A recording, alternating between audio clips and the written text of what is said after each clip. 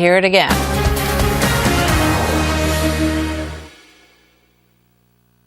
We have been very clear to the Assad regime, but also to other players on the ground, that a red line for us is we start seeing a whole bunch of chemical weapons moving around or being utilized. That would change my calculus. That would change my equation.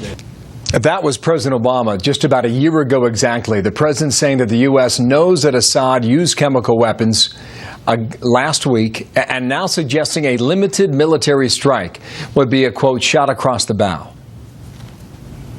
What I also said was that if the Assad regime used chemical weapons on his own people, that would change some of our calculations. And the reason has to do with not only international norms, but also America's core self-interest. We've got a situation in which you've got a well-established international norm against the use of chemical weapons. Syria has one of the largest stockpiles in the world of chemical weapons.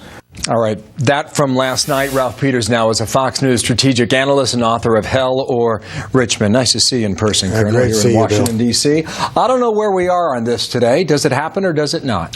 Had you asked me that 24 hours ago, I would have said, yes, it's going to happen. It's going to be a debacle. Today, sounds like Obama's hedging. French and Brits are backing off. Arab League says don't do it. Egypt says don't do it. The UN says don't do it. I'd have to say Obama's looking for a way out. Now it's 60-40. You were not in favor of a strike in the first place, and you were on with us yesterday arguing against just that. But what he said last night is that it would be decisive but limited. What do you take from that? That is absolute gibberish. And it's reflective of the fact that Obama has not one close advisor with military experience. Nobody in the military supports this absolute nonsense. And even the dictionary doesn't support it. The idea that something can be decisive but limited. Decisive means it decides something. That's the end game.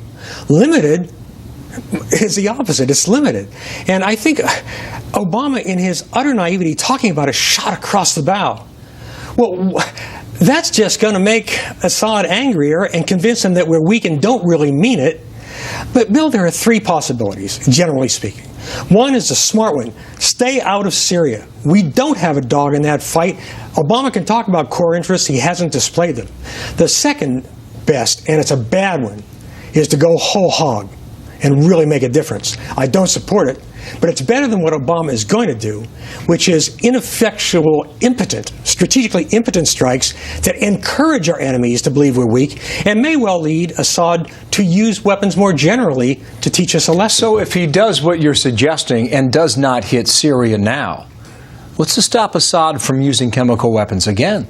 We could be sitting here in a month or 6 months or a year from now, and it's not a couple hundred who are dead. It might be several thousand. It could be 10,000. And then as commander-in-chief, you have that to live with. Two things. First of all, I think the odds are better that Assad will use chemical weapons if we do launch an ineffectual strike that doesn't impress him. But second, we're prisoners of our own rhetoric. And rhetoric shouldn't get us into a war.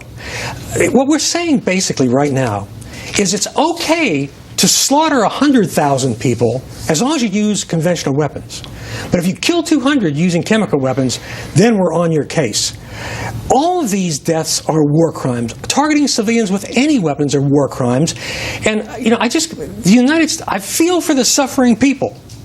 But my first concern is the American people and our troops. Show me the core interest for America. Show me who else will stand up. We can't be the world's policeman everywhere, every time. And oh, by the way, attack Assad. No matter what anybody says on this program or any other one, attack al-Assad, you strengthen al-Qaeda. Come back to the whole point if the attack does not happen. You're of the mind that you do not want Republicans to use it against the president. You already have 100 members of the House who have signed this letter saying that you have to come to Congress first for authority. Many of them are Republicans, several Democrats in that list as well. But your key point is to not humiliate the commander-in-chief. Explain that. Well, that, and also I just think you shouldn't back a guy into a corner for doing the right thing, however belatedly. And if the signs are that Obama isn't going to do it, You shouldn't pile on them and say, oh, look, he's weak or indecisive, or he had a red line, he doesn't mean it. When somebody does the right thing, it's time to hold your peace. There's plenty else to attack Obama on. My God, he's been disastrous in so many ways.